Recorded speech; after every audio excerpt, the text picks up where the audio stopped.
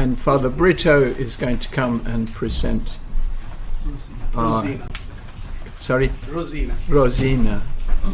Just as a short reflection on the morning. Good afternoon, everyone. Afternoon, Father. We have Rosina here. I'm so glad Rosina and her sister Wahida are able to be with us. They belong to the Sufi Foundation UK, and Sufis are great people, and especially in our diocesan interfaith work, they have been great supporters since the time of Father Dennis Hall. And the last talk we had was by Father Adrian Graffey on Nostra Aetate, and she was one of the respondents. She gave her response in poetry, and how wonderful today she's also responded while having listened to Father John. She's written a short poetry, and Father Adrian has been kind enough to ask her to read. So may I welcome Rosina here, please.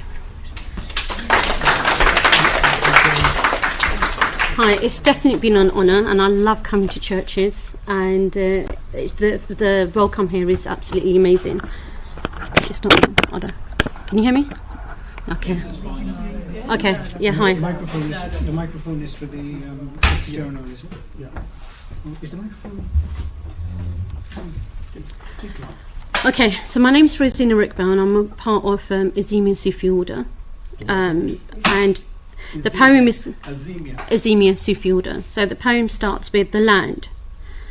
Before the walls, before the flags, before the names that history gave, there was only earth,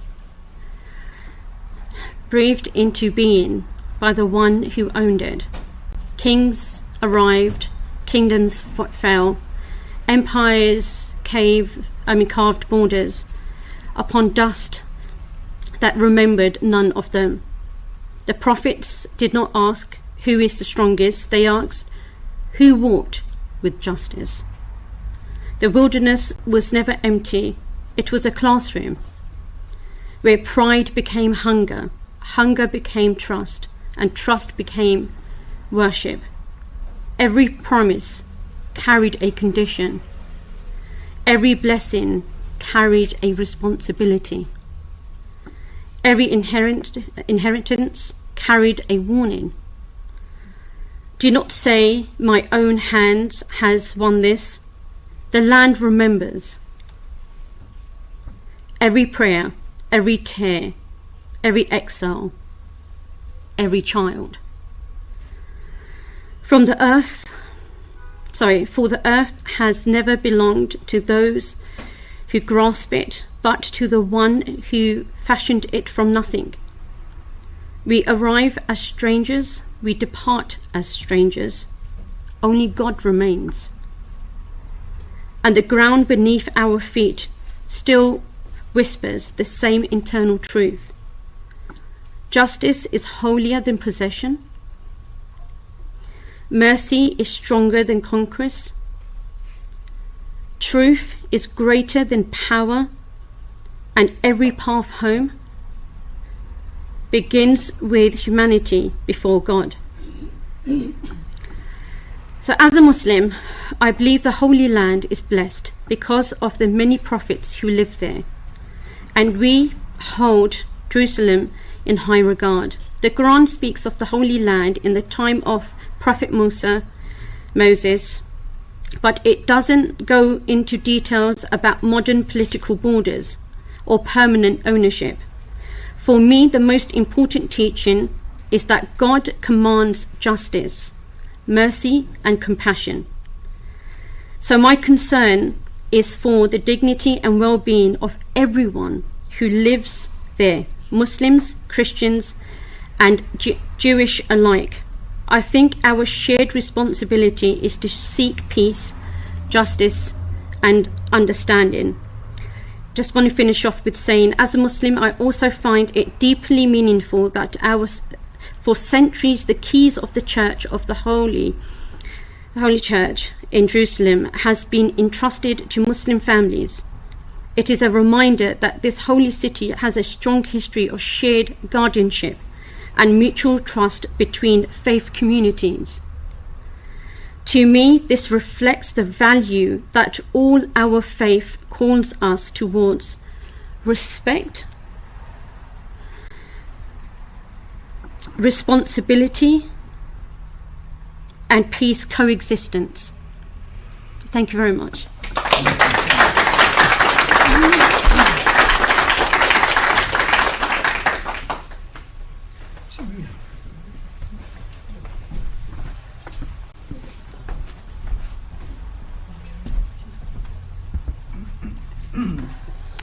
Right, now we're going to look at some difficult texts. There are texts such as chapter 7, 1-4 in Deuteronomy, which suggests that God commands extreme hostility to people who are already in the land, even to the point of extermination. And this raises the question as to whether God not only approves of genocide, but even commands it. Now, in this particular text, what is quite interesting is that you go directly from show them no mercy to do not intermarry with them. Well, of course, if they're all dead, how will there be intermarriage? That would call God's command into question. So the question is then, what's going on? Were there 2 points of view in being brought together in this chapter, or what? It must be possible that the 7 nations that were mentioned were no longer to be seen when that tradition began. But then the editor adds another point of view, that there's to be no intermarriage with any of the indigenous people, which was still being taken very seriously, and in some way was considered to be a matter of life and death. And of course we have a similar kind of expression in the gospel. If your eye causes you to sin, cut it out. We can ask, quite rightly, is Jesus really proposing self-mutilation? Or is he using hyperbole to emphasize the danger that lustful looking, for example, might lead to? We also find contradictory texts that suggest the very opposite of genocide. And by the way, I'm using genocide now in a very loose sort of way. It's a word that only started to come into use from the United Nations after the Holocaust. It's a very modern, very modern term. And so what's going on in the Bible is not exactly that either. There's just not enough evidence for to say that, but it's a useful umbrella term for the moment. In Deuteronomy chapter 10, Moses recalls the incident of the golden calf. And remember, while Moses was away talking to God, the people all were feeling that they were getting nowhere. They were losing faith in God and in Moses, and so they built a golden calf, and they worship that. And Moses discovers this is happening. And so he breaks the 2 tablets of the law that he'd brought down from Sinai, as if to say, oh, that's it, I've had enough, you've had enough. But then God orders replacements, because God doesn't have the heart to destroy his people. And in the speech that follows, Moses tells the people that God requires them to love the strangers, providing them with food and clothing. Why, he said, why should you do this? Because you were strangers in the land of Egypt. So as you were in the land of Egypt, you treat those who are in the land of Egypt now right in your own territory. So God's love is never exclusive to Israel, and God is always on the side of the orphan, the widow, the stranger. In other words, to those who are marginal to the concerns of earthly powers. So Israel's vocation is not to be the exclusive political choice of God, but to the witness to the inclusive orientation that's demanded by his love. And this inclusivity extends even to the use of the produce of the land. So people are told they must give a tithe of their produce every 3 years, for the benefit not just of the Levites, who by tradition had no land of their own, but any resident aliens, along with widows and orphans, so that they may eat their fill within your towns. nor are grain producers or olive growers to be mean about any leftovers. These must be left for the stranger, the resident alien, the widow, and the orphan. So again there we see this dynamic ecology I talked about earlier between God, the land, and the morality that's required of God's people. Now just to give you another complexity, we look at the comparison between Joshua and the book of Judges. Now Joshua is representative of what's often called the conquest model. How did the Israelites get into the land? Well, they got into the land because they conquered it under Joshua. So I think that behind all this is a sense that many people must have had. It's a miracle we are here at all. And then, of course, once you say that, somebody's going to say, "Well, how did it all happen?" And if you're a small state and you've got some very big bigger states around you, and they've got the latest technology. There's that wonderful line in the Psalms that used to always amuse me when I was a student. A vain hope of safety is the horse, despite its power, it cannot save. And I always think to myself, horses saving? What's this all about? But actually it makes sense when you see horses as part of the new warfare, the new thing, and the advantage that the cavalry give you. So that's what you've got there. So this these different memories are highlighted when you compare the books of Joshua and Judges.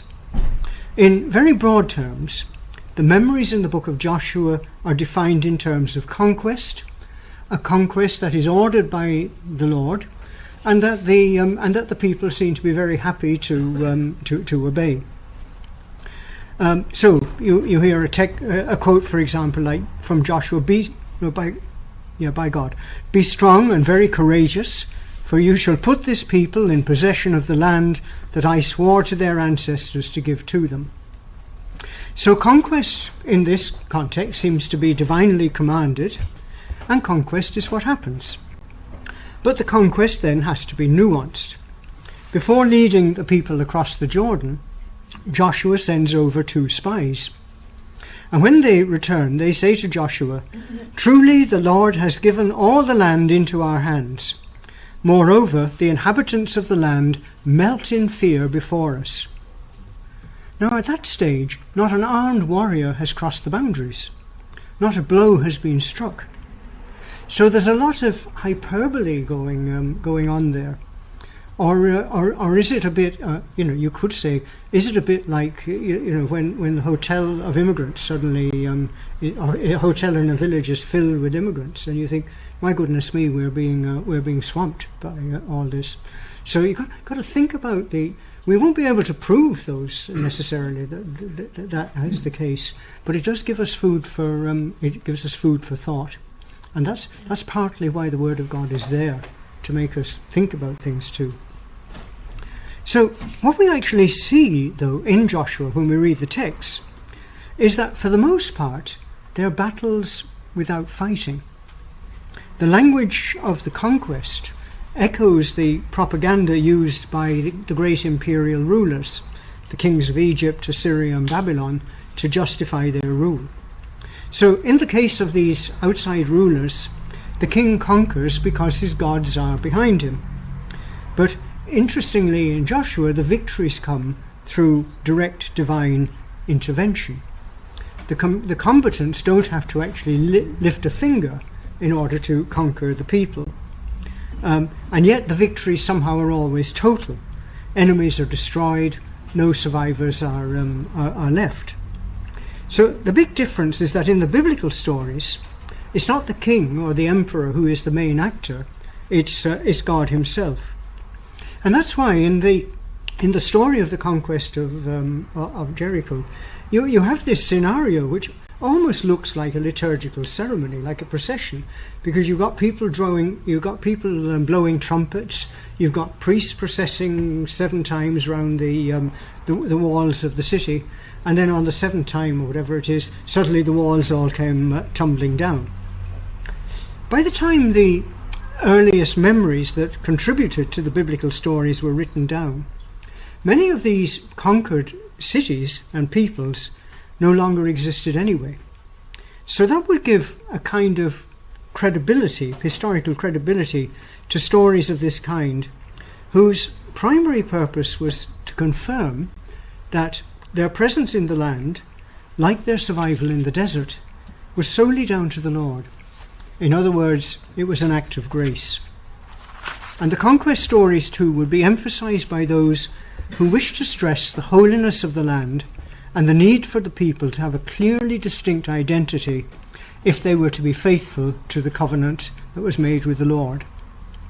So if the peoples found there were driven out, in a sense they could not be a threat to their faith. So it's no wonder that traditions grew up which put into great detail and great hyperbole that how did we get here? We got here because Joshua led us and conquered the land, and God sanctioned all that. So, and of course, if the peoples are driven out, then they can't be a threat. They can't be a threat to the faith. Yet even so, amid the voices remembering Israel's place in the land as conquest, even if that was wishful thinking, there were other voices going on as well whose memory varied, and which rather like if you compare the biblical story to a wall that's been papered over, if the decorator doesn't do a good job, then all the cracks start to appear again. And that's what, in a sense, the Bible is like that. There's all sorts of cracks in the story, in the narrative. And if with a bit of careful analysis, you can suddenly begin to discover the cracks. The problem is that when you do that all the time for a living, you discover nothing but cracks, and then you've got to try and put it all together again, which is a little bit can be a little bit difficult. So in the story of the invasion of Jericho, strangely enough, the heroine of the story turns out to be a Canaanite woman, again one of the enemy, and she hid the spies, and she facilitated their escape from the king of Jericho. And then she professed her belief in the God of Israel and asks for the safety of her family in exchange for her help. So the conquering people duly give her a sign to put in her window to save her when they come into the land. And it happens to be a red cord or a red ribbon or something like that. Now, of course, immediately that story, you begin to think, where have I heard something like that before? And of course, it's back to the Exodus story, and how the blood of the lambs was sprinkled on the lintels of the slaves' houses in order to protect them from the exterminating angel that was going in the direction of Pharaoh. And again, of course, there you've got a story. Well, not all the Canaanites were put to death. Ruth remains, and of course, where does Ruth's name appear? In the infancy narrative. That's the only time I'm going to refer to the New Testament in the story. Now, in the book of Judges, you've got a different scenario entirely, and it's more a scenario of gradual assimilation of people into the land. I think somebody was asking me a question about that. How this actually happened is probably much more difficult to do, and we probably need another talk to look at that. So the book of Judges sees the presence in the land as the result of assimilation with the people already there, and that inevitably produces a compromise in their faith. So the book of Judges in chapter 3 says the Israelites lived among the Canaanites. They took their daughters in marriage and gave their own daughters to their sons and served their gods. So going back to that Deuteronomy piece, you remember we said that it said, right, exterminate them all, and then it says don't intermarry with them. So you can see where what's happening is that the author, in the back of his mind, it's what's really going on is intermarriage. Don't intermarry with them. So that even gets inserted into the historical text and almost becomes part of the original deal, if you like, even though it's completely illogical that would happen. So and it's not actually the cultural mixing in itself that's the problem. The problem is idolatry. because the nations are not practicing the values that Israel learned in the wilderness, and Israel itself will soon not be practicing the values. So clearly too, the bigger picture in Judges is one in which the Israelites are in the land, but they haven't actually conquered the land. That's not to say that they wouldn't like to conquer the land, and it's not to say that they're not being attacked and plundered by peoples that are already there, and that they feel that there is no God to help them. So what happens in the book of Judges is that the Israelites lurch from one crisis to another, and they're temporarily rescued by what I call amateur or charismatic leaders known as judges, who rescue them until the next crisis befalls them. So my own reading of this contrast between Joshua and Judges would be that within ancient Israel there were two different responses to the miracle that was Israel's existence in its land at all. And of course the word, if you listen to what's going on in Israel, the word existential crops up more than once. It's frequently used by people defending the status quo there. So one of the memories was that they must have eliminated their enemies, and the other was that they were assimilated.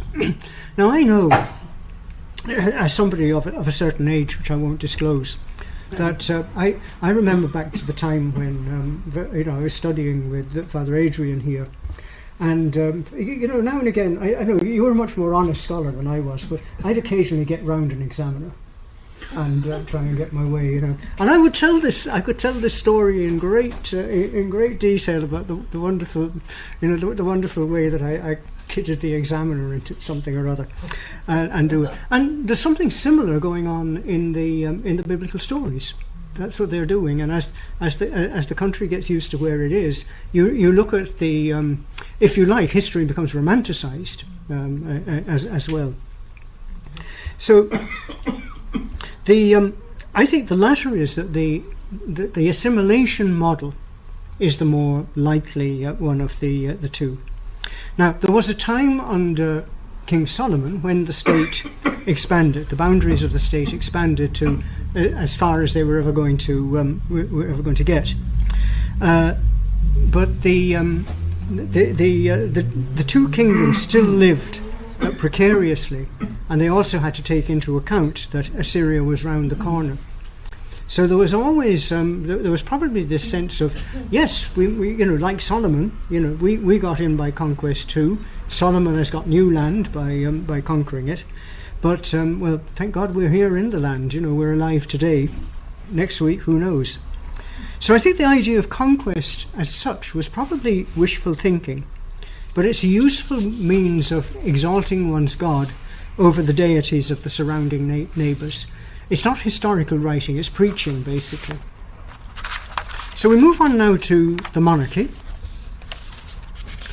Under the kings, the covenant of God with Moses that he made on Mount Sinai, which is a very important part of the book of Exodus and the part of Deuteronomy, it's not annulled, but it's dominated by another covenant.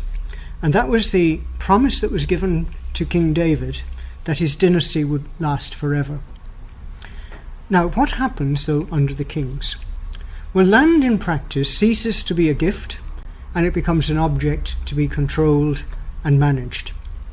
Land becomes the object of the earthly powers, and it becomes the fruit of their labours, so to speak. Now, at the beginning of the talk, I spoke about God, land, and people forming part of one ecology. Well, by this stage, if the ecology is not broken, it's severely tested during the reign of the kings. So, in practice, if not in theory, God is marginalized, and the king acts as if the values of the wilderness no longer exist. They only exist in the memories of the prophets, who attempt to call back the kings with threats of judgment, tempered by promises of mercy. So you have Hosea, for example, in a work of imagination.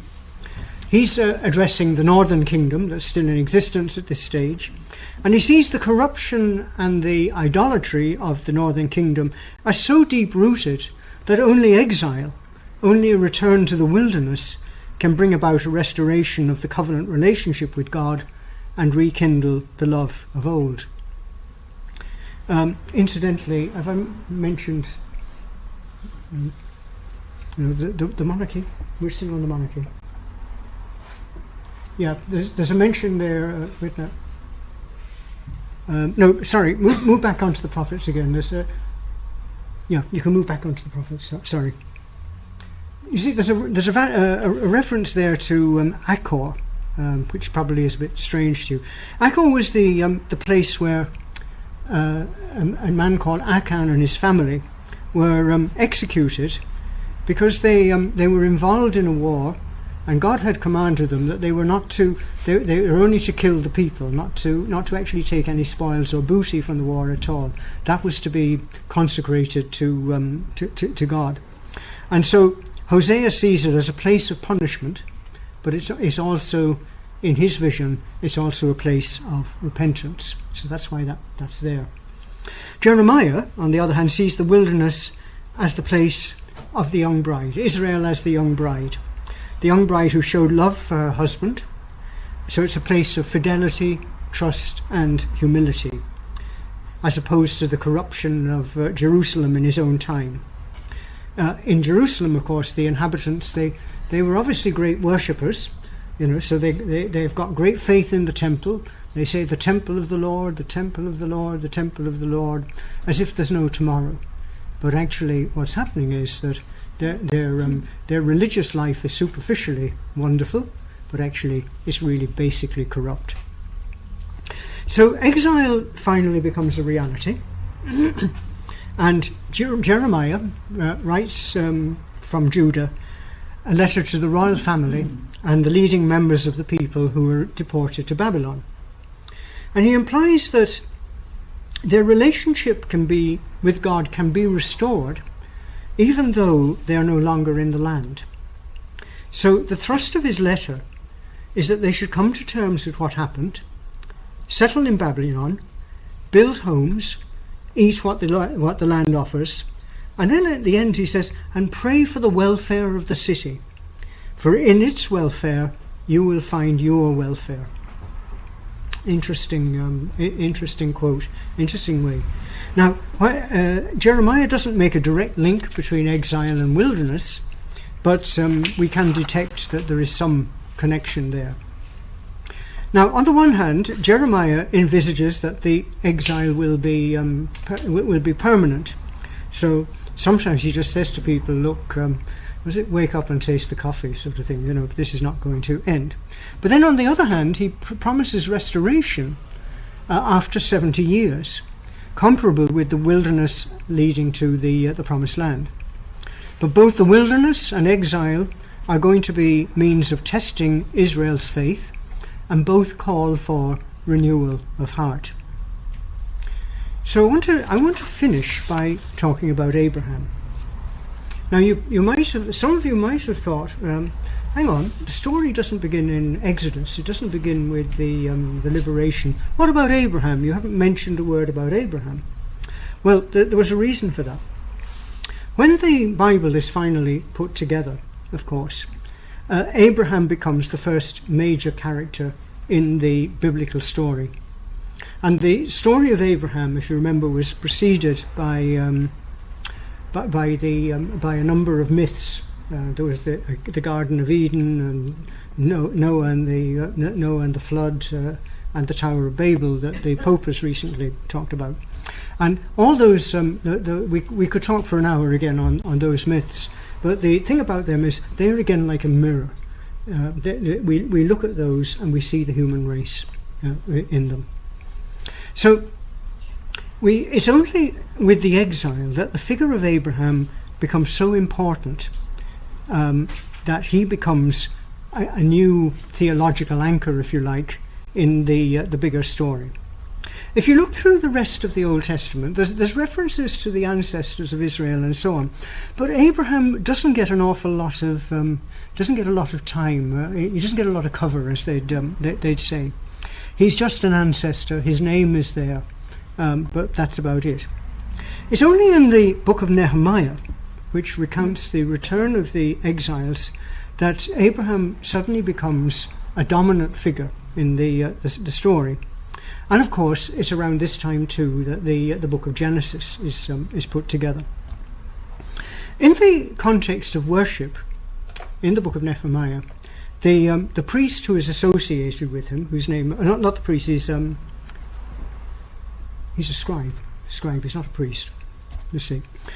He recites a prayer which begins with God's creation, and he associates Abraham's calling with the creation itself.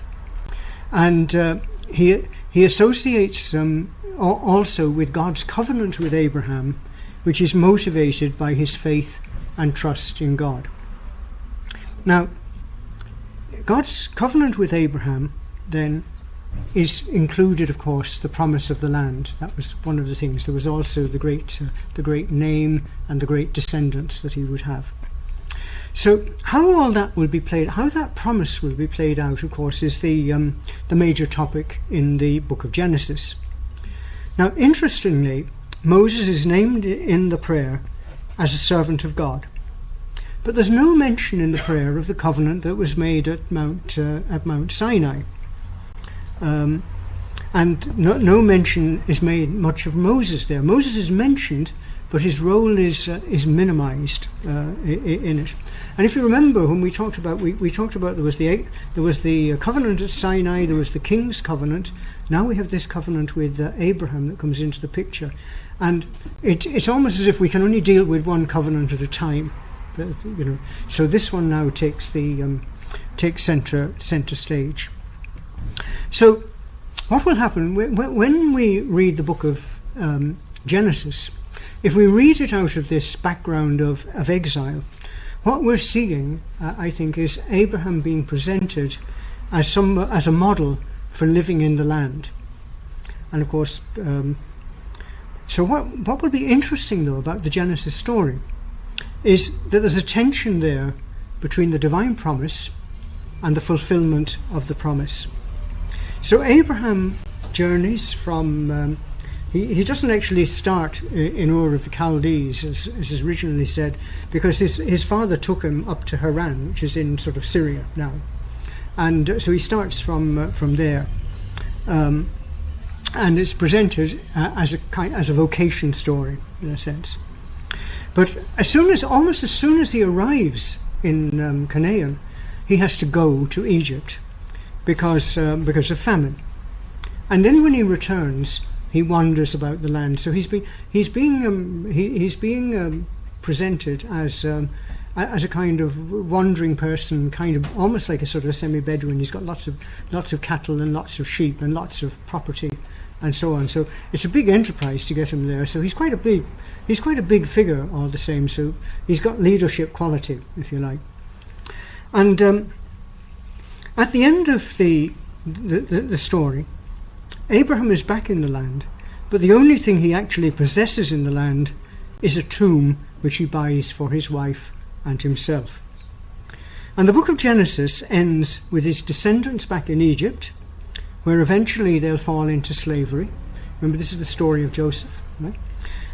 And eventually in the Exodus book will begin a new session of the journey when Moses leads them back towards the land.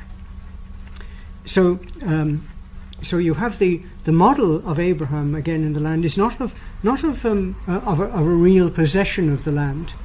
The only thing he possesses is his grave. So I wonder what we'd make of that.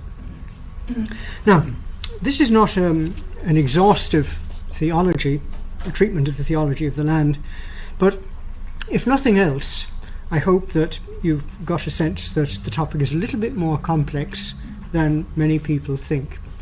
And I must congratulate you on your poem, which made it all look so simple. And of course, that is the thing about faith in God, is that it is, as Basil Hume once said towards the end of his life. He said, when you get old, he says, things get a bit simpler. But he said, that's only because you've done the work beforehand and you've made your way through all the complexity and so on.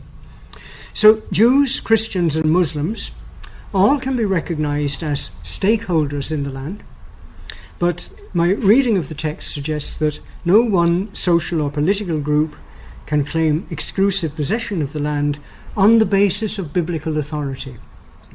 At the end of the day, the land is only the Holy Land if its people live in obedience to the will of God and see the land as gift, not entitlement, a place that is the exclusive property of no one, but a holy place for the nations to gather under God.